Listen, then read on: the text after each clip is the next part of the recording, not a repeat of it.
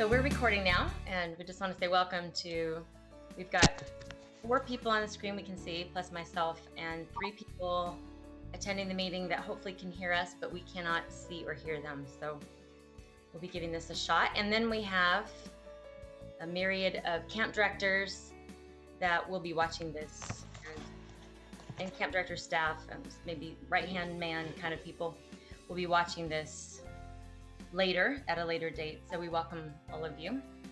So just a couple ground rules. Maybe I should have done this before we were recording, but you can, if there's 3 little dots on the right-hand bottom of your menu bar, and if you click that, there's a bunch of options there. You can raise a flag, which is to get my attention if we're talking and you want to let me know that you need me to unmute you, because at one point we'll probably just mute everybody, do some talking, and then we'll unmute it and have sharing. This is kind of the way that Anthony had suggested I do it. So in a moment we will do that, but first let's go ahead for the recording. If everybody just wants to introduce themselves. We lost my husband, so that was Mark. There he is. All right, so on my screen Aaron's first. So Aaron, do you want to say who you are, where you're from? My name is Aaron Frem. I am here in Ohio, and I'm the director of Pathways Camp. Excellent. David? I'm David Howe. I'm in Elkhart, Indiana, and I'm the director of Great Lakes Camp. Excellent. Welcome. Marty? I'm Marty Davey in Florida, SCP Florida. Very nice. Do you want to introduce yourself, Mark? Sure, Mark Stapleton, and I live in San Diego, California. Ann and I direct SCP SoCal. Excellent. So a lot of times we do webinars. I'm Ann Stapleton, by the way, Mark's other half. Mark and I will do webinars and just sit next to each other at the computer, but we decided for this one, he'd be in another room watching it from a participant angle to just see if there were any glitches or things that we needed feedback on. So I appreciate you doing that, Mark. So it looks like Janet left. I don't know if she's coming back. So, and Susan can hear us, and and Susan McNutt can hear us too. Okay. I think she can hear us. Let me ask Susan, can you hear us? Now, one thing I'm not sure of is whether the people that are watching the recording can see our chat. So we'll do a test and find out about that later.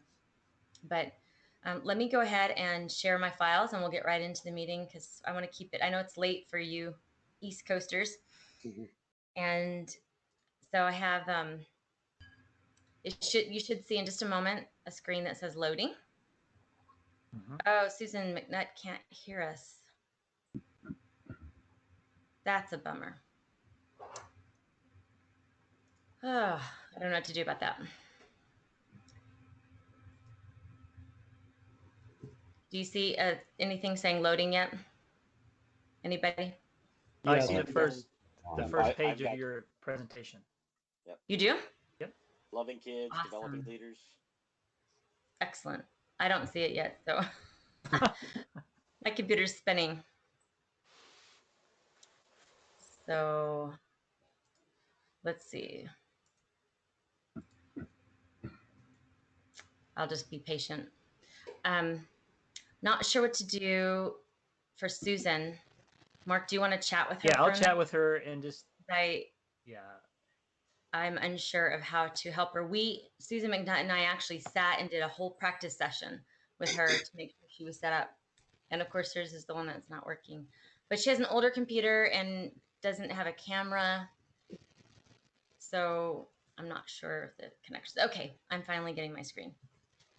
Okay, so this first webinar is, first of all, I want to say congratulations. Everybody's done with their camps, right?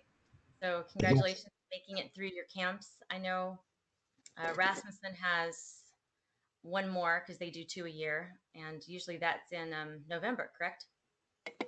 So they'll be having their second camp, but he's at least had his first camp in May.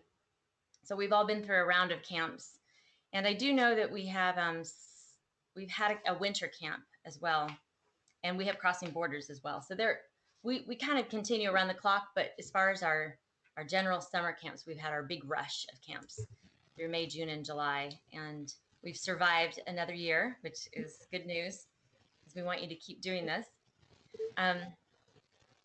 So that's our mission, by the way. I think most of you know it: loving kids, developing leaders, and sending a generation, and that's what we're all about. And so she can see our presentation, but she can't hear us. That is unfortunate. So today what we're going to talk about is, how was it? We've just finished camp. How was it? And your reporting, which I think everybody that's on the webinar right now has sent in a report. Is that correct? So, We said yeah. Yep. Did somebody say no? So we're going to talk about reporting real quick, following up, and planning for the next event. And some of this will be review, but I also want input from you guys as far as ways that you follow up with your staff, whether it be thank you notes or a follow-up celebration party or some kind of debriefing meeting. So we'll talk about that in a minute, but first we'll start with reporting. How was it? Wow. Oh no, I opened the wrong file. That's my old file. Like, where's the rest of my...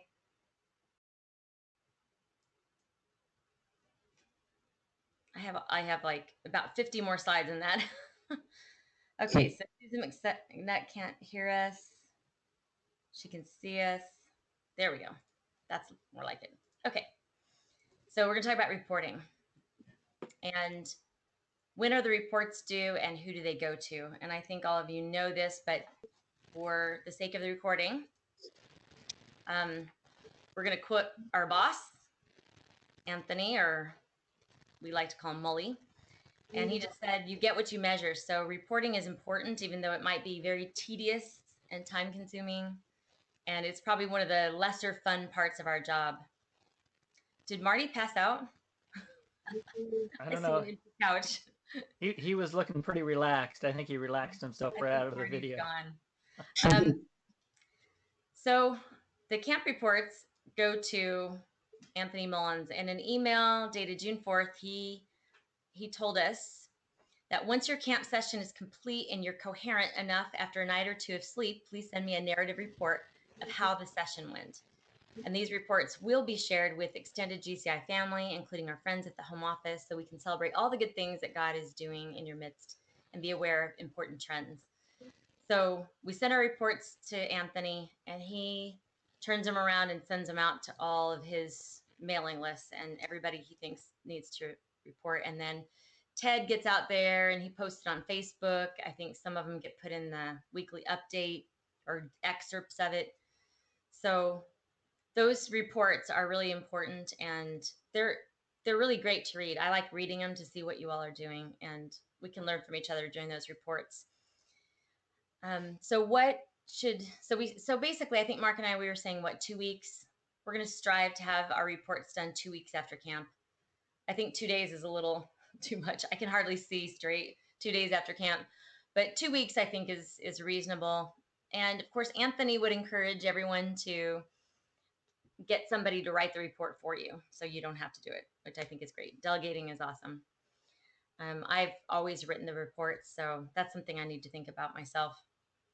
But what should we report on, and how should we collect the data in order to have those kinds of reports? Well, Anthony said later in that email, that what he wants us to include in the report is the number of volunteer staff, the number of senior campers, the number of junior campers, the number of baptisms, and the dates for the following year.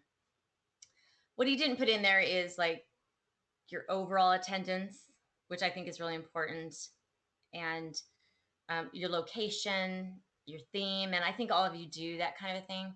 But we're going to come up with kind of a standardized form that you can just dump all of those numbers into. We've got an older form out there, but it's missing some of the elements. So we're putting a new form together, and we'll make that available.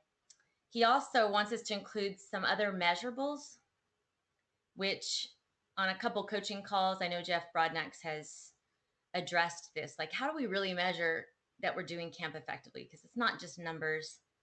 and it's not just length of days. And these are some of the questions that Anthony sent out in June, some things that we could answer in our report that would help him know. How is the camp collaborating with GCI pastors in their churches? Do we have any best practices in this regard? What general best practice from your camp would benefit the larger community? And in your mind, what was the camp highlight we can all celebrate? So those are things that we might share even if we have time on this call. But definitely in your report, if you can say those kinds of things, it helps Anthony know if we're hitting our target. And then the other 3 questions were, are there any concerns, trends, or challenges on the horizon that we should be aware of and our larger community can be praying about? What was the response to the Epic Story curriculum, and any best practices or tweaks that would be valuable to other camps? And is there a missional aspect to the intentional living out of the gospel for a community incorporated into your camp? Like some kind of follow-up that you do out in the community? If so, please share the details. Now, I don't know how many of you answered any of these questions in your reports. I think the only thing I answered in regards to this is just some trends, because I like to do stats, and I saw some trends after tracking our camp for the last 5 years in our new location. And so I included those. But since you all are, let me unmute you real quick and open the floor if anybody wants to share anything about these 6 questions. If there's anything from the camp that you just came off of, any response to the Epic Story curriculum, or anything, a concern or a trend or a challenge or some kind of missional aspect that you'd like to share? And if Susan McKee can hear, she can type something up and I'll read it out loud. Anybody have anything to share? Well, I guess I'll go ahead and start. It's sort of a highlight for our camp. And one of the things I talked about was that we did something for the first time called Crew, which I know is something that other camps have done, where we're working to transition our older campers into staff members. And so this year we did it where it was just the 17-year-olds. It's their last year as campers, and we gave them the option of serving as part of Crew. They were their own dorm, and we had a total of 9 of them. It was a pretty big group. And it was the best thing about camp.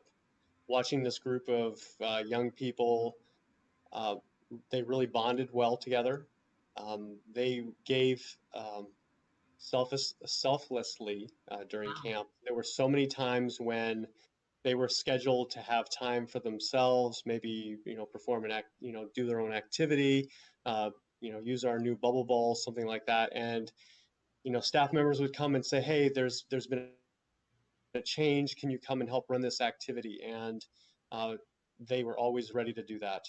And it was very moving. And I thought God used it very powerfully this year. All of them are talking about how they can come back next year. The group was even talking about how they could work together and go do crossing borders together. Nice. So I think they really gelled, and it's obviously something we're going to continue using in the future. Again, it's not something, it's been something that's been used at other camps, but this was the first year that we did it, and it was great. I'd encourage other camps, if they have not done that. I think it's a very effective tool in teaching them what it means to be a staff member and how to serve. At the same time, honoring the fact that there's still one more year of eligibility, so to speak, in terms of being campers, and so finding that balance. I think it really worked this year. That's excellent. I mean, that's what it's all about, right? It's the reaching the kids, but then developing the leaders, and to watch those young kids turn into leaders that's the apex. That's the height of it, I think.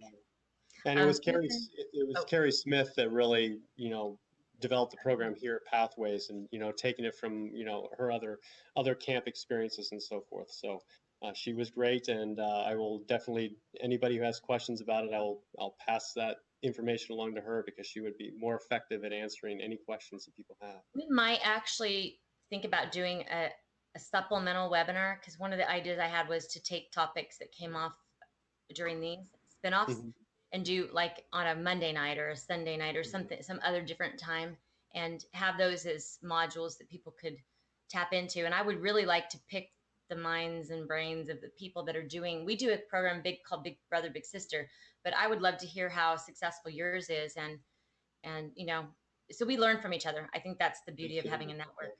So I will make a note to do that. Susan McKee said Epic Story was a smash. The kids really related to it, but I wish I'd had debrief materials available for the counselors. My bad. And then Susan McNutt said staff and campers alike really got a lot out of the Epic Story chapels this year.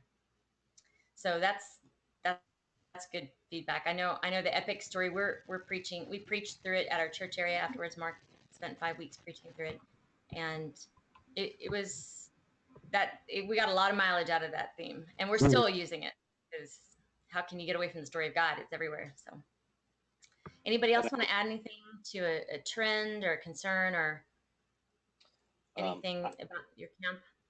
I just wanted to add on to that with the Epic Story. That theme is just a very universal, powerful theme that made it a lot easier for some of our older staff connecting with campers, because anybody can just walk up and after you've introduced names, ask like, so what's your story?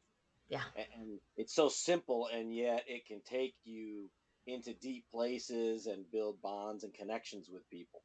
So I love that theme, and we've used it in our church as well. But definitely a home run. Home run. I think that's going to be part of our DNA. Of course, you know, we know that Anthony's been asking that question for years. He's asked it of most of us. But to have that now on the back of t-shirts and just it's in our language and our verbiage, I think even though we'll have future different themes, I think we're all going to be continuing to ask that, you know, what's your story? Very powerful. Marty, did you want to add anything, or are you good? It was a great curriculum, and you know, it seemed like one of the simpler ones, and I guess it just kind of goes to show you that sometimes simple works better than complicated. I think the chapel messages were very well received, and a lot more, you know, quite interesting. Now, last year was very, very good too, the superhero theme.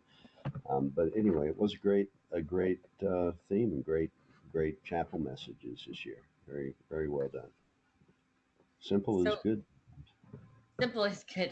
It was an experiment. We had 6 different writers all coming together to write the curriculum and try and make it sound cohesive. And, you know, thanks to Rick Schellenberger and others who edited it, they really helped weave it together. This year, Jeff McSwain's writing the curriculum, and we're going to have one webinar just on the curriculum, and he can explain the idea behind it and some of the analogies and metaphors he's using. And so that'll be for a future webinar. Let's go ahead and move on to, oh yeah, the SoCal document. So I like statistics, and I don't mean to actually intimidate anybody by doing statistics for our camp report. I don't know if anybody saw our camp report, but Anthony had me put this together a couple years ago of showing just some samples and how we report. And it takes a lot of time and it's very laborious, but I love having the track record, and I'm going to show you. By the way, if you can't see this, if it's too small, let's see. There is a way to go into zoom in. Let's see. I don't see where that is. Let me close my chat box. See if I can see. There it is. So let me ask you all this real quick. Can you see the screen zooming in? No? No. Okay. So I guess that's an individual computer thing. So if that font is too small for you, because it actually shows the whole document, on your screen you should have a little circle in the right-hand corner if you close your chat box, and it's a computer. And if you click on that little computer, it'll say showing it in read mode. And then all of a sudden you can scroll and you can zoom in. So does anybody see that little computer? No. No. You said the lower right-hand corner? Upper right-hand corner. Upper right. So nobody can see it? No. But and you can't see me zooming in right now? No. All right. Okay. I Well, can read it if I get real close. yeah. So I think what we'll do from now on, I thought everybody would be able to. Very nice, David. That's what I was going to say. You can see my forehead if I read it. Well, if I change the Okay. iPad the other way, it makes it larger. There you go. That's true if you're using an iPad. Okay. Well, then we won't. We're going to probably not use Word documents anymore that are like that because it's just useless if you can't read it. So let me go ahead and just speak to this. I'm going to turn. Can you see page 2? The Yep. pie chart? Got the graph? Yeah.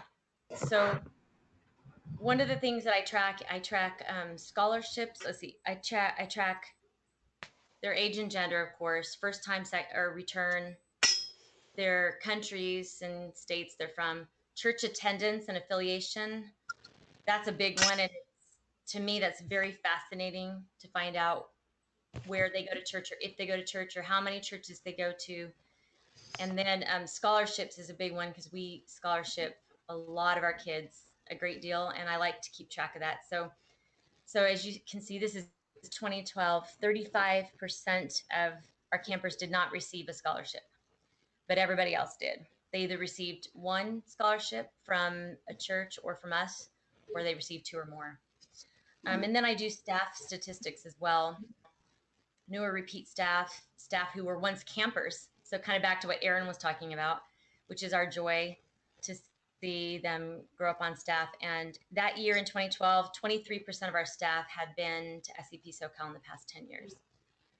And then I will also track their church attendance and affiliation, because I don't know how it is in other camps, but at SEP SoCal, we have over 40 denominations represented between our campers and our staff. So we're not just GCI, although a lot of those people were GCI or WCG, but they come and serve at camp, even though they no longer attend a GCI congregation. So it's the only way we can get our numbers up to our minimum is 270. So we've got to have a bigger camp to meet that minimum unless we change the way we do things. So we invite a lot of people from a lot of different places, and that's got its challenges and it's also got its benefits. So this page right here is, oh, you can't see it, but it's questions that we ask on the form to find out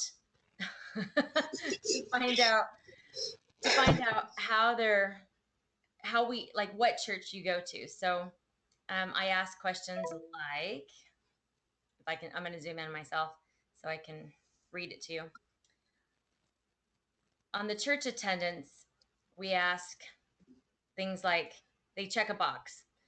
Yes, they attend their home church every week. Yes, they attend their home church 2 to 3 times a month. Yes, they attend their home church every so often. They actually attend several churches and consider each of them their home church, which I find that number is increasing every year, that they have a couple churches and consider both of them home. Not really. They have a couple churches they can visit occasionally, but they don't consider any of them home. And this is the parent answering the question about the kids and where the kids go to church. Not really. They know of a church they can visit, but it's not their home. No, they don't attend a church, but they go to a Bible study or a small group. Or no, they don't attend any church of any kind. So that's the range. And then from there, I put my statistics together. So let's see. And what I'm going to do real quick is I'm going to pull up my file from this year, because I want to show you what statistics are helpful for. I think, probably you all know that, but this is this year's report. And what I did is because it's our 5th year at our current new location, I put in all 5 years of statistics where I thought it was helpful, and I saw trends. And this is the thing that, as we're looking at camp, not just this year, but we want to know what's going to happen in 5 years, 10 years, 15 years. And so on these, I don't know if you can read any of that, but next time I'll put it on a PowerPoint so we can see it. But under one thing I thought was really interesting was the GCI camper trend. So this is a trend that's probably happening in your camp too, and you can probably speak to it in generalities, but I can look at this and I can see that in 2011, our first year in Pine Valley, we had 67% of our campers claim a GCI congregation as one of their churches. So that meant the rest were from other churches. But this past year, it was 44%. And I can watch that trend. It's getting less and less. And that being also pastors in GCI, we have less kids in our church now than we did. A lot of them have grown up, graduated, and they're on staff, but we don't have anybody behind them replacing them. So I see that as a trend in our congregation, but I also see it in our camp. And maybe some of you see that trend as well. And that's what statistics are really helpful for. And I also see a trend in this year. What's an interesting trend? In 2011, 14% of our campers said they did not have a home church. And then it went down to 9, and then up to 10, up to 11. And this year, again, it was 15% said they didn't have a home church. So that was kind of maybe a bell curve. I don't know. So anyway, the statistics, I won't go through any more of these necessarily, but they help us to watch for trends, and that really helps Anthony and Jeff and Mark and I make decisions down the road. And even, for us as a camp director, we're looking at it going, well, should we change our structure of our camp? Should we change our location? And those are the kinds of things. We also track ethnicity, which is kind of a tricky thing. I don't ask ethnicity on the application, but I pretty much know all the kids, and I just click, like, if I know they're mixed, I'll put 0.5 black, 0.5 white, and it's a generality, just to kind of get a feel for how many kids are in what nationality. Okay, so I'm going to leave statistics and go back to the PowerPoint. Any questions about the statistics? Hey, Susan's on. Yay. So with the statistics, if you want to have a more comprehensive report, more detailed, you have to get those on the front end, which means today. Like, as you're creating your camper applications, which we'll talk about in just a moment, you've got to ask the right questions in order to be able to measure the statistics. Or you're trying to go scramble on the backside and do it, which can be done as well. But let's move on to our second point, since we've got 25 minutes left, and that is follow-up. So I'm going to unmute. Well, you can unmute yourself if you want to share, but I want to find out what you guys do for follow-up after your event. Besides writing the report, which we talked about, do you write thank you notes to all your staff? Do you, on the last day of camp, do you give your campers or your staff a survey rating their, the food and the programming? Mark raised his flag. Sorry, let me turn on my chat. You're still here, you just turn off your camera. Okay. So this is the chance. Whoa. Did your thing go backwards? Yes. Yeah. Okay. So evaluations, that's tough. And I'll just be honest, is that Mark and I are terrible at follow-up, because we're usually getting back to the thing that we've been ignoring to do camp. So, it's a hard thing to do follow-up. I would love help in accountability and in doing some evaluations and follow-up. So any thoughts or ideas on follow-up from any of you? Something that works really well for you, and then you're able to get that information and use it to plan for your next year? I think we are in the same boat as you are. There was, we had intended to do some sort of survey, follow-up survey, and it just did not happen. We do have a post-camp gathering of staff members, and I guess our feedback at that point is a little more informal. Yeah. But we do get together, at least the staff members that are local to the area, close to the area. We get them in, we sit around and we talk, and, what worked, what didn't work, and so forth. And then a lot of those things come up within our planning meetings, within our leadership team. But in terms of a formal strategy, that's something that we need to develop, I think. Does anybody have an evaluation that they do that they wouldn't mind sharing with the rest of us? Anybody that's been doing it for a while? Nobody? I mean, I know we have an evaluation at Heartland that we use. It gets handed out the second to the last day of camp, and then we have a debrief after all the campers have left before staff leaves.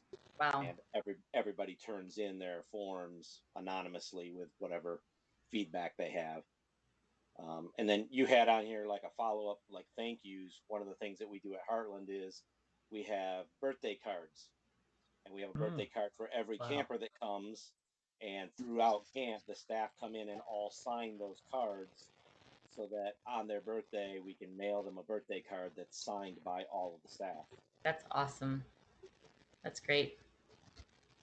This year, because it was the celebrating the 50th since OR began, we did a 5-0 with for our group picture, and I went to use Vistaprint, and I made cards, thank you cards, out of that picture. And so on the inside, it had the general thank you, and all I had to do was really just write a line and sign my name, because we have 90 staff, and it just takes forever to write 90 thank you notes. I did it the year before, and we hand wrote everything, and I had somebody actually help me handwrite them. I would type up everything that I wanted to say, and then they helped me handwrite it. It's a lot of work, but I think it means a lot. I've had staff tell me how meaningful it is to have somebody actually say, oh, Mark's holding it up. Thank you, Mark. To say, thank you you were a great counselor. I heard good things about what you did. So Vistaprint's pretty reasonable, especially if you get a coupon, you can do cards like that, but you don't even have to self-print it. I just wanted to save my hand a little bit, and thank you, Mark. Did you take care of Susan McNutt, Mark? I'm trying to, yeah. You raised her flag. So. Well, I think the flag is, let me check. Is it like raising your hand? It is. Okay, so I'll read what she said. Susan said, we are having our debriefing, and thank you. This Saturday, due to busy schedules, we could not meet before. I gave each staff member a small gift at the end of camp as a token of appreciation. She did, and that was really nice. And if a lot of your staff come from the same general area, I know Mike Rasmussen does a lot of stuff where they get together after. Ours they disappear.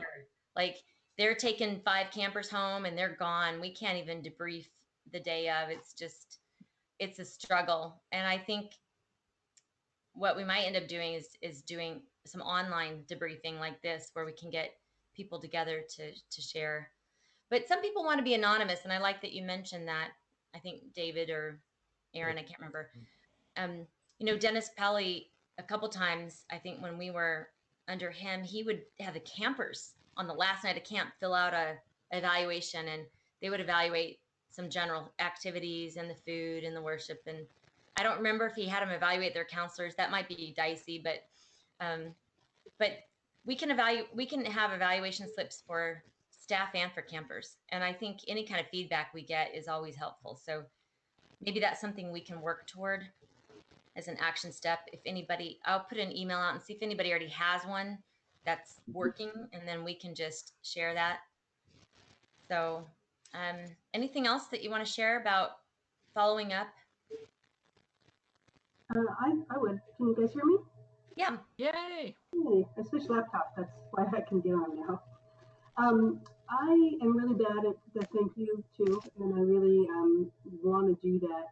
But we did have what I've done the last 2 years, which of course are the only 2 years because Tahoe, is I sent out an email right afterward and asked all staff, please send me your thoughts, anything that you thought was great, anything we need to change. And I basically got feedback from my core team, which is now about, I think, 12 people. So I was able to gather all that and then kind of put it together. And then we had our debrief meeting a couple weeks ago, and I was able to kind of, go through it with them. And some of the things I didn't share with everybody because they were kind of confidential.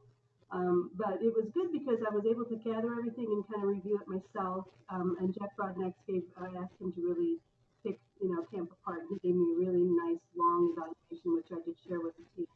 And then, but during our debrief meeting, we were able to kind of go through the big red flags, the things that were great, and kind of already laid out some specific plans for the next year. So, and then we're going to be meeting probably every couple of months until we hit, early spring. But that's what I did the first year too, and it really helped to kind of. I asked everybody, while it's still fresh in mind, to give me their feedback, and then as a group, we all discussed what kind of came in and kind of said, yay or nay on, yeah, I think we should kind of move forward with changing this. So at least you got a loose plan going forward. Excellent. That's great, Susan. Like you said, even if you don't have time to design a Survey Monkey form with 10 great questions and all that stuff, because I did start that and never finished it because I was on to the next thing. I went and visited another camp, and so even just an email saying, hey, send me your thoughts, good or bad, and some people are just, they've got ideas and thoughts, but if we don't ask them, they may not share them. So, and it's just a great way to improve and also make them feel appreciated and valued and like they're part of the team. So, well, that's excellent. Let's do the last point, which is planning for our next event. So I started going through the websites last night, and I didn't get through all of them to see how many staff applications for 2016 are already up on the websites, because some of you do open up your enrollment the day after camp, or like Shane Baser, he gets his open during camp. He's a show off, but anyway. But how many, so this is a question for everybody. Are your participant and staff applications available for your next event? And if not, does your website say applications will be available in January? Just so that because a couple of the sites I went on there and it's just all old information, all 2015 stuff. And it's better to at least say, hey, this will be out later, than to just have an old form out there. And then the question about applications is, are your applications asking for the data that you need or desire for your reporting, the kind of reporting you want to do? So let's say this year you want to add the statistic of a home church. Do they attend church or have a home church? I can send you all the questions I ask. You can revise it and make it your own, and then you can add that into your form so that you'll collect that information when they register for camp, instead of trying to follow up and get that on the backside. Susan McNutt said, our applications are in process of being revised to ask more specific questions that you have asked so we can get better data. So once again, just as long as you get the stuff that Anthony is asking for you, you've met the minimum requirements. But if you want to track more trends, then you can ask more questions. So let's go to the next thing, and let's discuss getting our camper and staff applications online. I think you can still use paper, especially if you're a smaller camp, but why? That's the question. Because what happens with paper, and if you're a small camp, you can manage it, but if you're trying to create a database of everybody's name and address and phone number, you have to type all that in, and there's always a chance of having a typo every time you transpose it or transfer information. So it's better to let them make the typos, right? And they do sometimes, but it's better to let them do it. And it's people are used to filling out forms online, and to have to get a PDF, print it off, fill it out, fax it, or scan it, it gets really cumbersome. They're used to being able to click a link, fill it in, hit submit, and go. And so I think it's just a goal, I think, for all of us to work on getting online. So so I wanted to just show a couple options for getting online that are free and up to expensive. And then there'll be other stuff that you can add in between that, and that's where I'll get you feedback from our participants tonight. We use something called Member Planet at SCP SoCal, and Melinda Helsher is on our admin team, our registration team, and a coworker of hers actually developed this. And so we got in as beta testers for free. And the thing that I love about Member Planet is that our forms are free, and there's no limit to how many fields that you can create. There's no limit to how many forms you can create. And the best part, and the reason I stick with them, is that they have an option to charge the user the credit card fee, which is unusual. PayPal, you cannot charge a credit card use fee. They will shut your account down if they find you tacking on $8 for the credit card fee or whatever. And same thing with Google Checkout. Now you can raise your overall price for everybody and then give a discount for if they pay by cash or check, but you cannot call it a credit card user fee. It's against their rules that you signed when you checked that I agree box. But Member Planet has an option, and you can pay for it, or you can have them pay for it. And the reason I like them paying for it is because it makes our overall price sound less. So instead of, for years we were $4.99. I know, don't choke. That's how much it costs for our camp. And I didn't want to go over 500. So it actually, if they charge $4.99 with a credit card, it ended up being like $5.13 for them.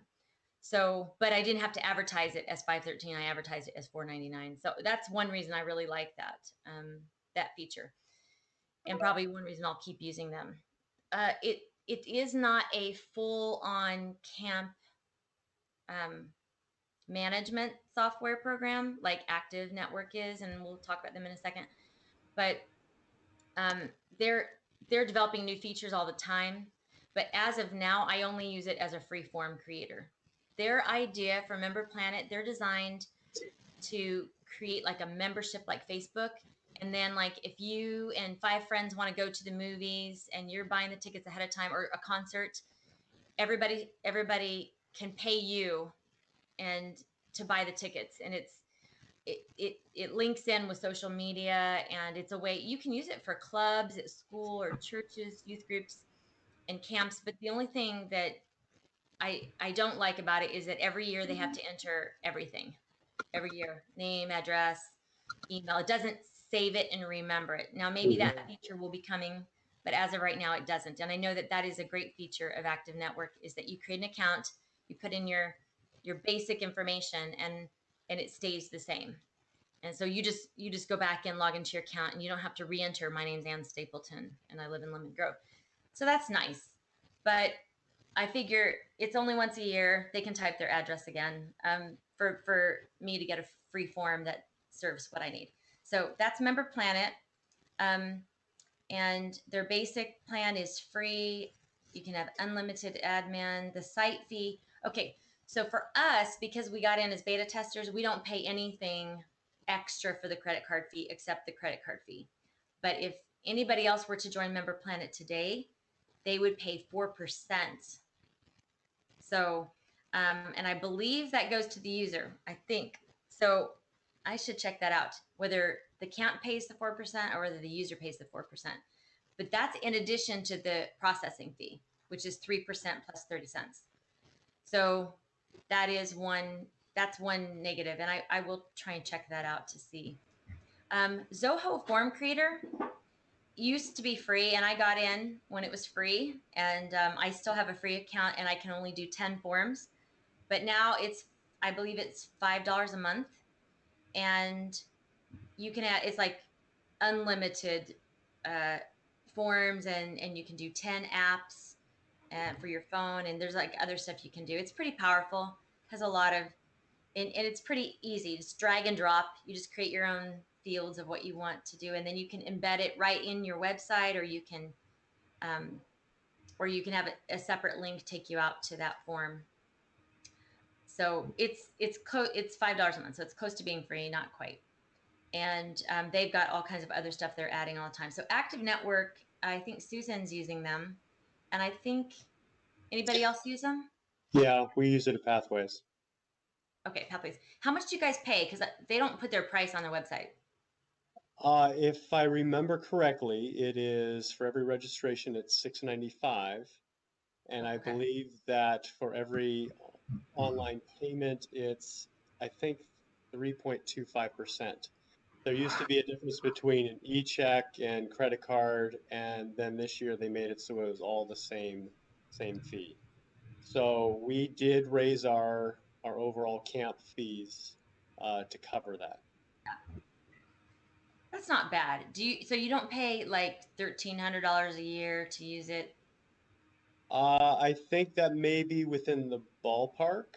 So because we're paying typically around anywhere from, I think it was around $13, $14 per camper. And actually, I'm sorry, not just per camper, but every staff member as well. So everybody who registers, and even if you put them in, so even if they send you a paper copy, and then we're at our end and we want to put them into the same system, then we pay that same Right. that registration fee. And then what we've done is whenever we've had very, very large groups, maybe a church making a payment, we've encouraged them to send us a check as opposed to paying online. That's how we get around Yep. the 3%. Got it. And Absolutely. I think I think ours is a little bit less, like $4.95. But Yeah, it actually may be that's the new one. Yeah, you're right. yeah, and if you don't, last year we didn't charge staff. You don't get hit by the fee if you don't charge. It was kind of complicated, but we Mhm. actually pay an annual fee of $500 to use the system. So 500 plus your Plus the per registration so fee. it's about $1,000 for you a year. That sounds about right. And I think the $500 is a setup fee, so it depends upon how much you do yourself. And so I think if you're able to figure out how to do it on your own, then you can avoid that $500. But Okay, I'll have to look into that. The thing that that is tough for us is we've had issues for the first 2 years with the system, different issues each year, and it almost I was just almost to the point where I was like, let's just go back to let's just go to manual, because it was so much work to have to go in and try and figure out what went wrong. Their help desk is pretty good, but it was a bit frustrating because they wouldn't find answers. The first year especially, they would not. They said it was resolved and it wasn't, and people were hung up. They couldn't go back in and finish the registration, and I didn't have any real help I could count on. But this next year, actually, I do have somebody that's going to assist me with all of this. So I think we're still working out the kinks. But that's been my frustration, is it just the kinks that are in it just were really kind of tough to deal with.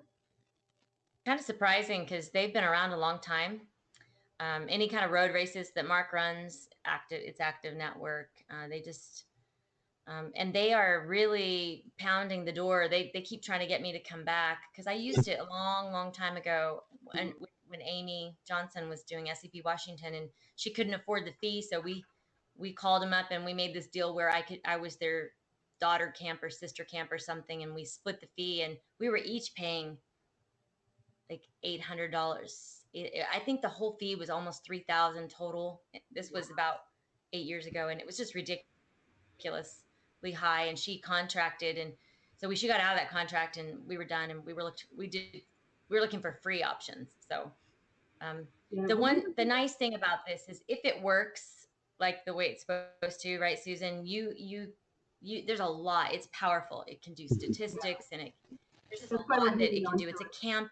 Yeah, because it is good. Yeah, And you it's a don't have to plug everything back in. It'll pull it all up. But yeah. we actually started when we signed up last year. It was the first. It was a new revision, a new version that none of the other camps were on. Okay. So it was much more powerful. But I think that's probably what was happening. We were kind of working through the kinks. Mhm. So I think maybe what we can do is just send out an email and ask what everybody's using. Are you using manual? Are you using online? And if so, what are you using and what are you paying? Because I mean, if some of us are paying more than we need to, then we should help each other out. And if some of us are doing way more work and could pay a little bit more and eliminate some of our work, then maybe, and everybody's going to have different needs, requirements, and different resources. Staff, maybe you've got a staff person who's a techie and can create their own form. But I think that the beauty of having it be online is that they can they can do it themselves, and then it populates your information, and then you can manipulate. Susan hi. We just had a late ad. Nice. She's got a camera. My son got me on a different computer in the house. Yay. Thank you, son. So, so I think we'll just keep encouraging people to go online, and I can talk with you, Susan, more one-on-one, because I know you guys are still on paper, I think. You do have a small camp, but it would be really super easy to help you design a form that you could do, that your people could just go online, and it would be free. And then you would have all your information in a database. It's an Excel file or a CSV. That's all we do now. We just do an Excel. You do an Excel, but you have to manually type it in, correct? Yes, we do. Yeah, I did it for a couple of years, and we have somebody else. So everything's manual, but everything is on our application. So the beauty of having the camper or the camper parent fill it in is that all that information is typed in by them, has less errors, and it's all in one bundle, and you don't have to sit and manually type it in. So, so we're just encouraging people to go online. Let me see what else we have to cover. We might be, real quick before we close, because we're right at the end of an hour. I want to talk. Mark, are you getting back on? Okay. Years ago, we did some ACA training, which is American Camping Association. And I remember sitting there being stunned at a statement that came from the trainer, which is that volunteer staffing and applications and interview processes can sometimes be held under the same restrictions as an employer. So if you know anything about human resources, an employer is not allowed to ask you how old you are. They're not allowed to ask for your picture. They're not allowed to ask if you have children, if you're pregnant. And there's a whole list of things that they're not really allowed to ask you that they could get in trouble for. So the question that we're posing right now to our legal department is, because Mark found conflicting information depending on which law website he went to. But the question is, can we ask these things? Because we used to ask for a photo of our staff, and we don't anymore because of that, because you could discriminate, right? But if it pertains to their job specifically, like they need to be between the age of 18 and 30 to be a counselor, then you could ask that. Or you can ask, are you over 18? Because they can't sleep in a room with minors, if they're not. You can ask those. You can talk about religion if they're a religious Christian camp counselor, but not if they're, a yard worker, So these are some questions that we want to make sure that we're not asking questions that could get us in trouble. If you denied a staff member to come onto your team, can they use anything against us? That's the question. So Mark, did you want to say anything about that? Yeah, I printed off our California Department of Fair Employment and Housing fact sheet, and I'm sure that every state has something similar to this. It's called Employment Inquiries, and it has a list of acceptable and unacceptable ways to ask certain information on an application or in an interview. And since we're short on time, and this is all in flux anyway, because we are a nonprofit, because we are a Christian organization, some of these may not or may apply. I found it interesting. There were several court cases in the past few years where there were volunteers, which is most of our staff members, volunteers filing suit against an organization. And some circuit courts said you don't fall underneath the Title VII of the Civil Rights Act of 1964 because you're not employees. But there were other circuit courts that said, because it's vaguely worded, even though you're a volunteer, we will support your suit against this nonprofit organization, even though you're a volunteer. A lot of it has to do with discrimination. One of them was religion, another was promotion and what they said was retaliation. So it's kind of a very fluid kind of up and down thing, and we're finding this more and more with the way that the society is becoming more and more litigious. But I'm just going to read the subject of what you need to really look at when you ask it on an application for a staff member more than a camper. Um, but when it comes to residence, age, birthplace and citizenship, national origin, religion, sex and marital status, race, color, and sexual orientation, physical description, photographs and fingerprints, mental and physical disability and mental condition, and a few other mental and physical disability and mental condition things, arrest and criminal record, military service, and other organizations and activities that they have participated in. Depends on the way you phrase them and word them in your applications, they're either acceptable or unacceptable. And I think for us, we're probably okay for the upcoming camp year.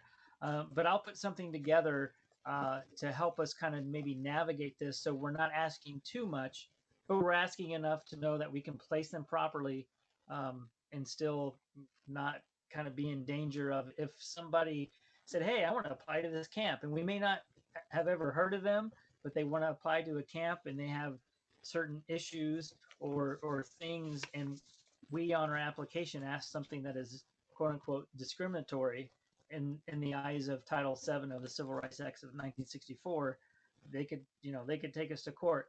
Now, all of this has to go through our own legal counsel, and even the American Camping Association has said, if you're a camp, run it through your legal counsel to make sure that you're in compliance or you're okay with asking certain questions.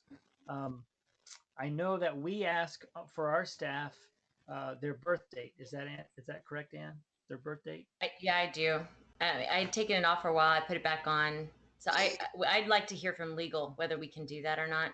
Yeah, because according to Title VII, it is unacceptable in an application or an interview to ask age, birth date, date of attendance or completion of school. Mm-hmm. Because by that, like, hey, when did you graduate high school? You can infer how old they are, right? And questions which tend to identify applicants over 40. So that's unacceptable according to Title VII. And with us being a volunteer nonprofit organization, we could or could not be in compliance with those kinds of things. So just kind of comb through your application process for staff, and just make sure that, if you have any questions, you can send them to us and we'll send them to legal. And we're entering an age when we really got to tighten up, and this is kind of a pain, because we just want to do camp, right? We just want the kids to have fun. We want to have good staff. We want to have them screened. But man, there's just so much coming down the road as far as legal issues, and all those kinds of ramifications. So that's just what I wanted to put in there. One thing I would suggest is that somewhere in your application or in your recommendation forms, you do have some kind of questions that pertain to past criminal activity and or convictions, specifically convictions. And the ACA says that it is prudent for a camp to have what they call voluntary disclosure statements, which talks about past criminal activity. And that's just basically letting somebody know in advance that we're going to screen them and look for any kind of check the Megan's Law. Megan's Law, child abuse issues, convictions in that way. And we'll put something together post this meeting and send it out as well. ACA is a standard that's a little bit higher than what we have to meet, because I don't think any of our camps are ACA accredited, but some of our facilities may be ACA accredited, and they may want you to come into compliance with some of their voluntary disclosure statements when it comes to criminal records and activities such as that. So I'll put all that together and send it out. Any questions about applications? I do. I have a question. Yeah. I'm just wondering if when you send that information out, can you also address like the background checks that we're running and then the fingerprinting, if that's, something, if either of those things need to be stopped? You mean just send out like what the standards are? Yeah, when he sends his information out, because we were told that we needed to do, fingerprinting, light scans, and background checks. But if we're not supposed to be, asking those things on the application, do we need to stop doing those background checks? Oh, no. Yeah. No, we will always do that because they're working with youth. So I think that list he read was a long list for employers. For employers, but a lot of volunteer organizations are crossing over into the employer-employee realm and winning in civil lawsuits. So right, but on top of that, we have to be able to screen. Yes. Yeah. Yes. I mean, and I don't think any. Yeah. We here in California have had a situation where an individual wanted to come on staff and they said, "But I don't want to be screened." And we said, "Well, then you can't come on staff." Yeah. And I don't think that's ever going to be an issue because that's really big. That's part of the voluntary disclosure agreement, and that's really big when it comes to working with kids. And I don't think we're ever going to lose a lawsuit if somebody comes in that specific realm. No, because you're working with kids. You're working because we're working with kids. Yeah. Yeah. I don't think that would apply to us. But we will just go ahead and rehearse what the requirements are by GenMin as far as, how many times or how many years in between checking their background or checking their references or that kind of thing. So, anything else? Any other questions about applications, follow-up, or reporting? Are you guys well on your way to planning for 2016? Just thinking about it, or are you just catching your breath? We're having our meeting on Saturday about that. Good. I'm not sure about well on our way, but we're on our way. Well, Susan, I know you're a planner, so you're probably more well on your way than I am even. No. It's a tough thing. I know all of you have other jobs that you do, and so Camp Ministry is not your full-time thing. And so we really appreciate the time you put into it. And we really appreciate you taking the time even to be here tonight to talk about these things. And if you have any other ideas or questions or concerns, I sent out the topics for the next 6 or 7 webinars. And if there's something that you really feel like it should be covered, I'm totally willing to do more and have them recorded so you can watch them at your leisure. You don't even have to be on the call. That we're really hoping to build up a nice library of training, and not just for you, but my hope and dream is to actually, once we get through the round with the camp directors, is to start doing some camp staff training on these kinds of things where you can actually send out a recorded link to your staff once they apply and say, okay, watch these 3 videos on these different things, compliance or whatever else. We'll have different topics, and I won't be the only one talking. We're going to get different guest speakers on here who are, more, they have more experience in certain areas. And if you have any suggestions or questions that you want answered, let's take advantage of this. I think it's a great platform, and I appreciate at least a few of you being here so that I have somebody to talk to. Otherwise, it would just be me rambling on. So, are there any prayer needs or concerns or things you want to ask before we wrap this up? You can say hi to Jeff and Molly. They're both on vacation, by the way. And I know they left us with the reins of this, so they must have really trusted us. Thank you very much. Yes, Any thank questions? you very much. This has been one of my dreams, is to get more training throughout the year, and also for my staff. So that would really be awesome. Yeah, I think just in the different camps we've been to, and our own included, when staff training's poor, that's when the problems happen at camp. And so the better we can make our training ahead of time and the more equipped we can be, then we have less problems on the ground. And then we can get to the vision of what camp is all about and get to our mission. So Absolutely. Well, thank you all for your time. And I don't think I have any more slides. Yep, that was Mark's thing. Yep.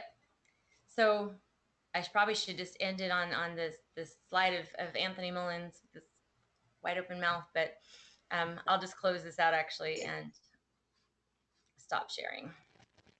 Thank you. And hopefully you all can make it to the next one, which will be on October the 22nd, is that correct? 22nd. Right. My goal, I think, was to do the second Thursday of the month. Is that right? Mm-hmm. But we're having our GenMin directors, or not, GenMin council meetings that weekend. And so everybody's going to be traveling. So we're going to do it on the following Thursday. Third Thursday is your goal. Okay. My goal is the third Thursday. Right. So except for October, that's the goal. So that hopefully we'll miss Thanksgiving, and we'll miss Christmas, and we'll be able to just kind of hammer through all the way until October 22nd is the fourth Thursday. Yeah. And Converge, by the way, speaking of Converge, maybe that's what I should end on, is Converge East is going to be taking place in March. Mark, do you remember what the actual date on that is? I do. Maybe Aaron knows even before I can pull it up, but I believe it's March 4th, 5th, and 6th. Is that right? Yeah. I don't know, so we'll go with it. Okay. Yeah. It's out on the GenMin website. It's also out on the Facebook page for GenMin too. And then Converge West, which is up in the LA area, is April 15th. So 15, 16, 17. 15, 16, 17. And you can go to either one. You don't have to go to one or the other. Go with what fits your schedule and your travel budget the best. And hopefully everybody will be able to make those. And we'll be able to spend more time doing some relational stuff if we get a lot of our training covered on these webinars. So that's part of our goal. So thank you all for showing up. Should I just close in prayer, I think? Okay, I'll close in prayer. Thank you, Lord, for the opportunity to do youth ministry through camps and through missions. And we pray, Father, that you will continue to equip us. We pray that you will protect us from all of the litigious landmines that are out there, that you will help us to do our due diligence and be wise stewards. But also, we just need that supernatural covering from anyone that would want to come into one of our Christian camps and take us down by causing problems or get news cameras in our faces. And we are so grateful for the insurance company that covers all of our camps, and we're grateful for the legal department that helps us cover ourselves legally, and we're grateful for the supervision and the accountability that we have through the GCI staff. And so we just want to say thank you for all of that and all the behind the scenes work that all the camp directors do. And we also want to say thank you for the kids. And we just pray, Father, that you'll be working in their lives and that you'll bring more kids to us next year that we can love up on and develop as leaders and send them out into a world that needs hope. So we love you and we commit this time to you. In Jesus' name, amen. Amen. All right, thanks everybody. There's a little exit button in the top. It looks like a little door with an arrow. You can just exit the meeting right at the top there. Thank you. Cheers. Bye. Bye. Thank you. Thanks.